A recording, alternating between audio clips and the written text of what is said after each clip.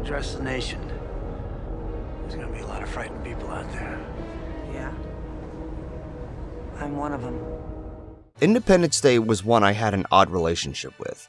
As many remembered as a big dumb action flick that was every bit as patriotic as it could get, it was a film where I had a rocky start.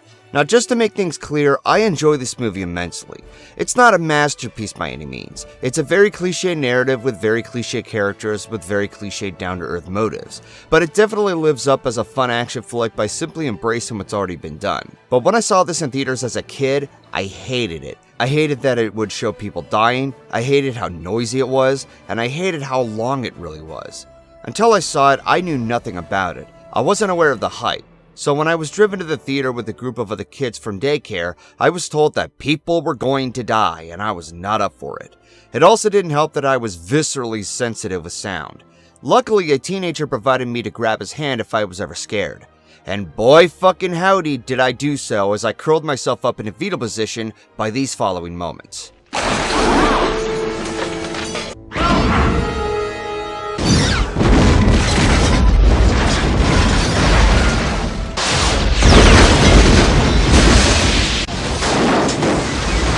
Yeah, that was nightmare fuel for me. Not to mention the opening credits and the flashing transitions in the beginning of the movie were completely unnecessary. To add insult to injury, I was waiting for it to be over, completely unaware that it was 2.5 hours of this madness. Even kids who were younger than me loved this film. After it was all over, I never wanted to see it again. Over the years though, the movie was everywhere, and I had no choice but to deal with these scenes over and over again. Prior to this, I was used to watching Terminator 2, Speed, Jurassic Park, and True Lies, where they had their share of intense action. But comparatively, I never saw them in theaters, which was why I didn't have as much of a visceral reaction. There was volume control.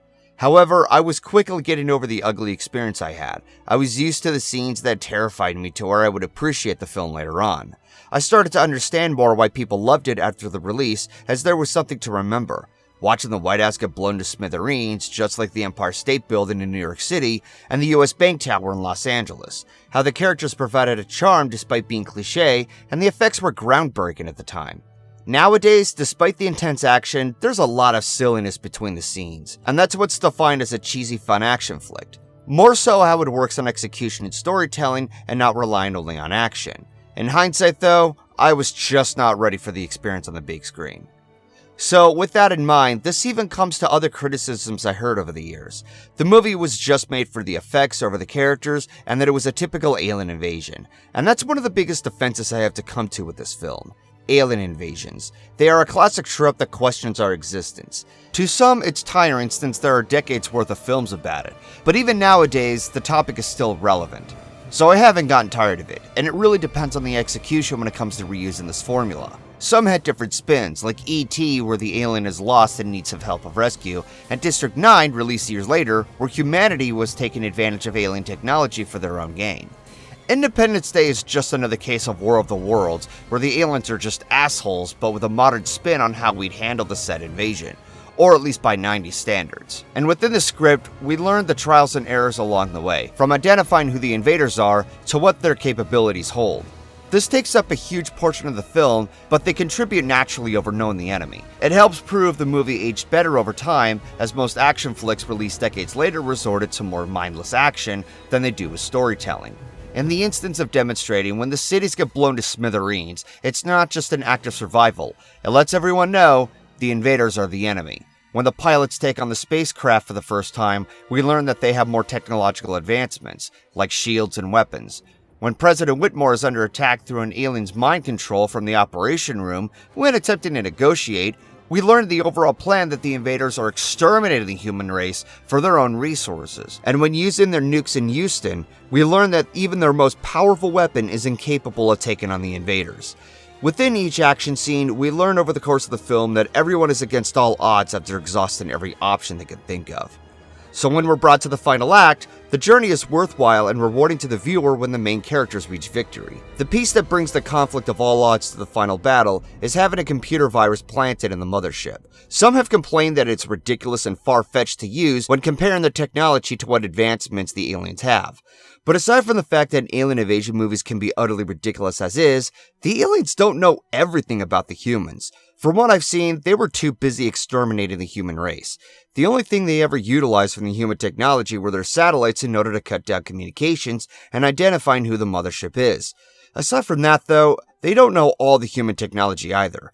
The way I see it, it's more of underestimating the enemy compared to what the humans were proactively up against. All these moments are supported by the characters who have their fair share of personal conflicts and their struggles to set aside their differences. Allegedly. There is a flaw from each other, and to start off with is David and President Whitmore, played by Jeff Goldblum and Bill Pullman. David has dealt with a divorce with his wife for a few years after a feud ensued between the two. He's felt taken away from her, thinking she chose someone better, a part of which is true, but mainly at his expense. However, despite David's turmoil, he still sets aside for what is important, like keeping Whitmore safe when discovering the aliens were planning to attack. And afterwards, he's being depended on to use his skill of surpassing alien technology. This creates an enormous amount of pressure to him that leads him to drinking and losing faith in himself. It's depressing, but it's an obstacle where he has to break out of his comfort zone. Thankfully, he develops a strategy to plant the virus. The other end to this is Whitmore himself, trying to figure out the safety of humanity. By no surprise, he has a lot of pressure and guilt on his shoulders, since he's the president. But to end insult to injury, he loses his wife on top of finding any tactics against the aliens. So really, these two dealt with their own struggles, which is somewhat of an unfortunate flaw. As it challenges these two, the feud itself is a little too downplayed to where there's no tension at all. And as a result, when Whitmore tells David not too bad at all while giving a handshake, there's no real payoff of these two butting heads with each other. It's one thing that I had a complaint with for the final act. Comparatively, the rest of the final act was exciting as Whitmore partakes in a successful dogfight, showing his respect for the remaining fighters. We do learn earlier in the film that he fought in the Gulf War after feeling the guilt from the alien attack. So when he makes his speech before the final act begins, the payoff begins immediately. The speech itself is admittedly cheesy, but it has been iconic not just because of how patriotic it is, but because of how the said final act supports it. On the other hand, I enjoyed the couple of Steve Hiller and Jasmine Dubrow, played respectfully by Will Smith and Vivica A. Fox. After the initial attack, Jasmine and her son are looking through the remaining ruins of LA, gathering any survivors. It's captivating but depressing at the same time as they find Whitmore's wife after failing to leave the city. And it does get a little heartbreaking when Jasmine finds the remains of Del Toro, thinking Steve didn't make it. Which does bring me to Steve's character. He's Will Smith being Will Smith, but that's what makes him too fun of a character, taking on one of the aliens after a failed dogfight and punching its lights out when encountering it. Not to mention his dialogue is absolutely hilarious. It gets me the most when he's dragging the unconscious alien in the desert. And what the hell is that smell?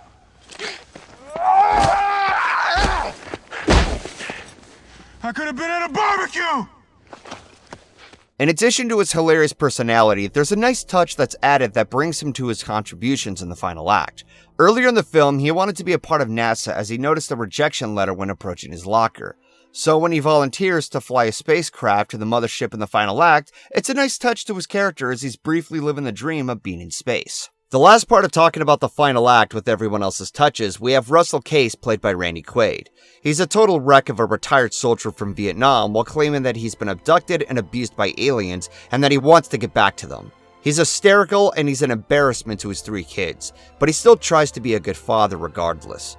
While he's not in the film as long as other characters were, it comes down to 2 major factors that makes the final act a beautiful run. 1, his character mostly represents the surviving citizens who anticipate a crash course to prepare for battle, including the ones who are also experienced. And 2, he obviously makes the iconic heroic sacrifice to atone his reckless behavior in the past.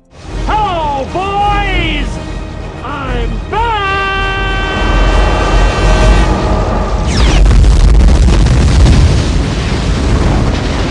Is the movie silly? Yes. Is it intense and scary at times? Yes. But is the movie still worth watching? Yes.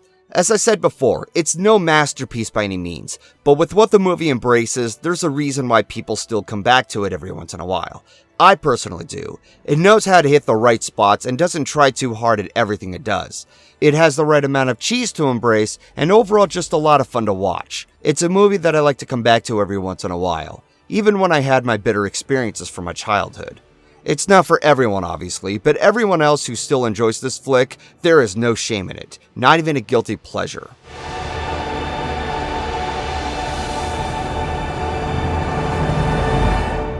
To the final verdict, I give Independence Day a 3.5 stars.